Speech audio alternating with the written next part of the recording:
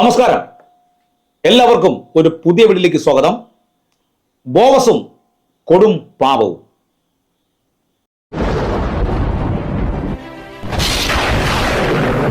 പ്രിയ സഹോദരി സഹോദരന്മാരെ, ബോവസ് യോഹന്നാൻ എന്ന് പറയുന്ന ഒരു ദേവദാസൻ, അദ്ദേഹത്തിന്റെ പ്രസംഗങ്ങൾ, പാട്ടും അദ്ദേഹത്തിന്റെ നിൽപ്പ്, അദ്ദേഹത്തിന്റെ പ്രസംഗ അവതരണ രീതി, ഇതൊക്കെ അദ്ദേഹത്തിന്റെ പ്രായത്തെക്കാൾ അപ്പുറമുള്ള ഒരു രീതിയിലാണ് അദ്ദേഹം പ്രസംഗിക്കുന്നത്. ഞാൻ പലപ്പോഴും ഇദ്ദേഹത്തിന്റെ വീഡിയോക്ക് ലൈക്ക് അടിച്ചിട്ടുണ്ട്, അദ്ദേഹത്തിന്റെ പാട്ടൊക്കെ. മാത്രമല്ല, ഇദ്ദേഹം ഗൾഫിലേക്ക് പോയ സമയത്ത് യാത്ര പോകുന്നു എന്ന് പറഞ്ഞുകൊണ്ട് ഇട്ട ഫോട്ടോയിലേക്കൊക്കെ ഞാനും ലൈക്ക് ചെയ്തിട്ടുണ്ടെന്ന് തോന്നുന്നു. ഇദ്ദേഹത്തെ പലപ്പോഴും ഇദ്ദേഹത്തിന്റെ പാട്ടും കാര്യങ്ങളൊക്കെ കണ്ട് ശ്രദ്ധിക്കുന്ന വ്യക്തിയാണ് ഞാൻ. എന്നാൽ അദ്ദേഹത്തിന്റെ ആ നിൽപ്പും അദ്ദേഹത്തിന്റെ പ്രായവും അനുസരിച്ച് നോക്കുമ്പോൾ, ആ രീതിയൊക്കെ നോക്കുമ്പോൾ, ഇദ്ദേഹം പ്രായത്തെക്കാൾ കവിഞ്ഞ ഒരു രീതിയിലാണ് അദ്ദേഹത്തിന്റെ പ്രസംഗം. അപ്പൊ ഞാൻ ഒരിക്കൽ വിചാരിച്ചു, ഇദ്ദേഹത്തിന്റെ ഈ രീതിയെ ഒന്ന് വിമർശിക്കണം, അല്ലെങ്കിൽ ഈ ഒരു കാര്യത്തെ ഒന്ന് സംസാരിക്കണം. എന്താണെന്ന് ചോദിച്ചാൽ, നിങ്ങൾ എന്തിനാണ് പല ആൾക്കാരെ അഡോപ്റ്റ് ചെയ്തുകൊണ്ട് അനുകരണം പോലെ പ്രസംഗിക്കുന്നതെന്ന്. അപ്പോൾ അങ്ങനെയുള്ള കാര്യം എന്റെ മനസ്സിൽ ഇരിക്കുമ്പോഴാണ് ഞാൻ വിചാരിച്ചു, എന്തായാലും കർത്താവിന്റെ നാമത്തിൽ ചെയ്തു പോട്ടെ. ഒരു തെറ്റായ ഉപദേശമോ തെറ്റായ കാര്യമോ വരുമ്പോൾ ഇദ്ദേഹത്തെ ഉപയോഗിക്കാം, അല്ലെങ്കിൽ ഇദ്ദേഹത്തിനെതിരെ നമുക്ക് സംസാരിക്കാം. അങ്ങനെ മുന്നോട്ട് പോയ സമയത്താണ് ഈ കഴിഞ്ഞ ദിവസം ഇദ്ദേഹത്തിന്റെ ഒരു വാർത്ത പുറത്തു വന്നത്. നെടുമങ്ങാട് ഒരു ഫേസ്ബുക്ക് ചാനലാണ് അത് പുറത്തുവിട്ടത്. ആ പുറത്തുവിട്ടവനെ ഞാൻ വിളിച്ചപ്പോൾ അവൻ ആക്രോശിച്ചുകൊണ്ടായിരുന്നു അവന്റെ സംസാരം. അതെന്റെ ഓഡിയോ റെക്കോർഡ് എന്റെ കൈവശമുണ്ട്. എന്ത് തന്നെ ആയാലും ആ വാർത്ത സത്യസന്ധമാണോ ഇല്ലേ എന്നറിയാൻ വേണ്ടി പലയിടത്തും ഒരു അന്വേഷണം നടത്തിയപ്പോൾ നമ്മൾ വിചാരിക്കുന്നതിൽ അപ്പുറമായ കാര്യങ്ങളാണ് ആൾക്കാർ നമ്മൾ പറയുന്നത്. എന്ത് തന്നെയായാലും ആദ്യം നമുക്ക് ബോവസ് യോഹന്നാന്റെ ശുശ്രൂഷകളെ നമുക്കൊന്ന് കാണാം.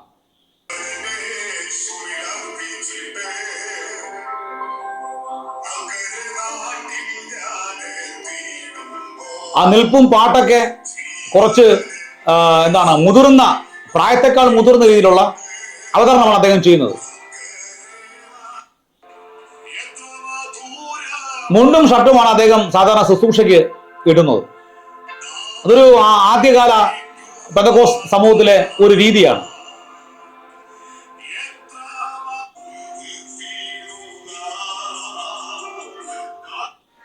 ഇതിന്റെ പ്രസംഗം ഇങ്ങനെ നീളുകയാണ്.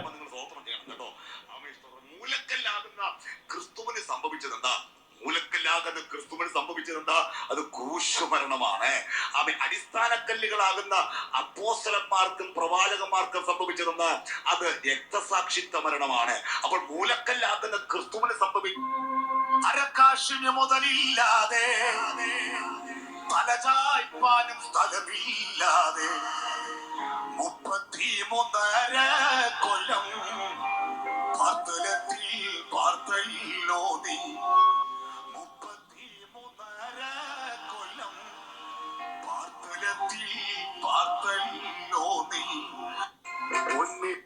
യോഹന്നാനെ കണ്ട് രാജ്യം ഭരിക്കുന്ന രാജാവായിരിക്കുന്ന ഹേരോദ് ഭയപ്പെട്ടു പോയെന്ന.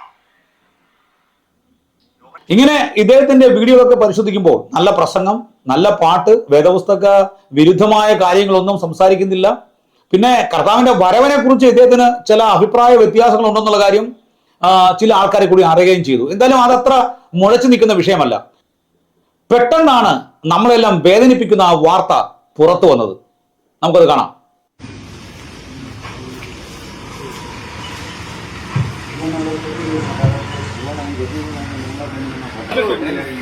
ഒരു ബനിയനും ഒരു കൈലിയിലുമാണ് അദ്ദേഹത്തെ അറസ്റ്റ് ചെയ്തിരിക്കുന്നത്. അദ്ദേഹം നടന്നു വരുന്നത് കാണുമ്പോൾ നമുക്ക് നിസ്സഹായ അവസ്ഥ തോന്നുകയാണ്.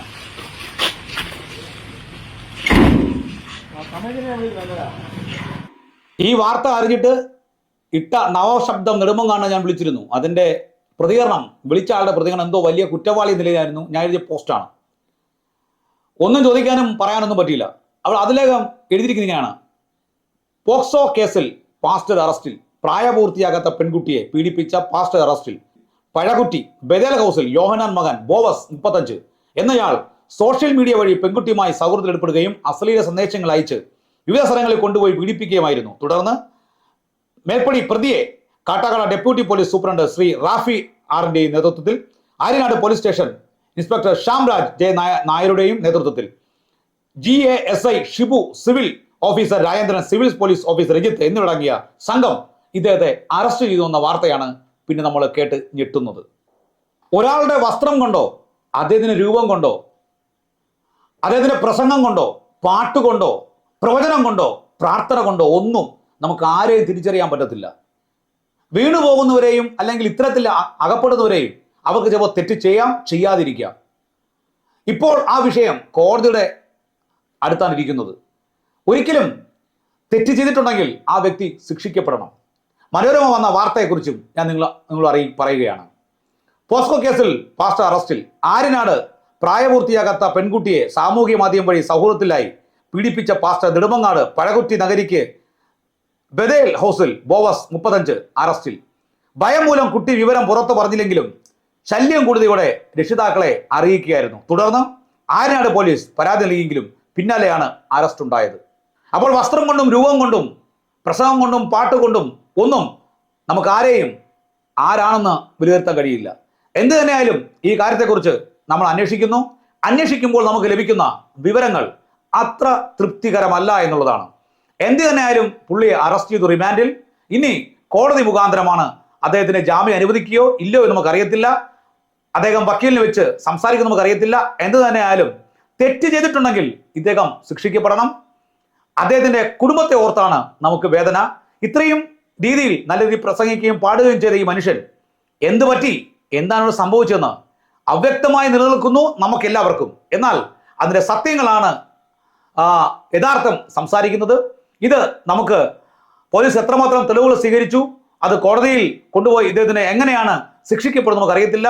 ഇതിന്റെ കാര്യങ്ങൾ അന്വേഷിച്ചുകൊണ്ടിരിക്കുന്നു. എന്ത് തന്നെയായാലും ഈ വാർത്തകൾ നിങ്ങളോട് അവതരിപ്പിക്കുക മാത്രമല്ല, ഒരു കാര്യം കൂടെ പറയുന്നു. എൻ്റെ അറിവിൽ ഈ കാര്യങ്ങളെ അന്വേഷിക്കുകയൊക്കെ ചെയ്തപ്പോൾ അനുകൂലമല്ലാത്ത, അതായത് ഈ വാർത്തയുമായി ബന്ധത്തിൽ പലരും ഇതിനെ സ്ഥിരീകരിക്കുന്ന റിപ്പോർട്ടുകളാണ് പലരും പുറത്തുവിടുന്നത്. എന്നാൽ ചിലർ പറയുന്നു അദ്ദേഹം കുറ്റക്കാരനല്ല എന്ന്. നമുക്ക് അന്വേഷിക്കാം, നമുക്ക് തുടരാം, സത്യം പുറത്തു വരട്ടെ. അതല്ല ഇദ്ദേഹം കുറ്റം ചെയ്തിട്ടുണ്ടെങ്കിൽ അദ്ദേഹം ശിക്ഷിക്കപ്പെടണം. കാരണം നല്ലൊരു ഭാര്യ, മക്കൾ എല്ലാം ഉണ്ടായിട്ട് ദൈവം ഇതെല്ലാം കൊടുത്ത ശേഷം ഇദ്ദേഹം ഇത്തരത്തിലുള്ള പ്രവൃത്തി പോയെങ്കിൽ ഇദ്ദേഹം തീർച്ചയായിട്ടും ശിക്ഷിക്കപ്പെടുക തന്നെ ചെയ്യണം.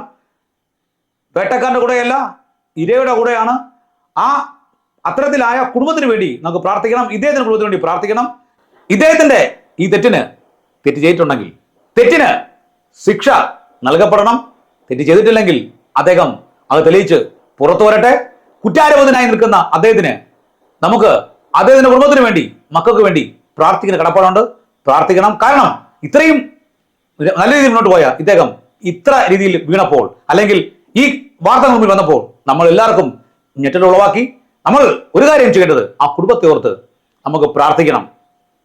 അപ്പോൾ തന്നെ വേട്ടക്കാരുടെ കൂടെയല്ല, ഇരയുടെ കൂടെയാണ്. നമുക്ക് മുന്നോട്ട് പോകാം. സത്യങ്ങൾ തുറന്നു പറയാൻ ആൾക്കാർ മുന്നോട്ട് വരട്ടെ. ഇത് അന്വേഷണത്തിലാണ്. എന്ത് തന്നെയാലും ഒരു കാര്യം ഉറപ്പിച്ച് പറയുന്നു, അന്വേഷണത്തിൽ നമുക്ക് ലഭിച്ചത് ഈ വാർത്തയെ സ്ഥിരീകരിക്കുന്ന കാര്യങ്ങൾ തന്നെയാണ്. ഇനി സത്യം അറിയാൻ മുന്നോട്ട് പോകാം. God bless you.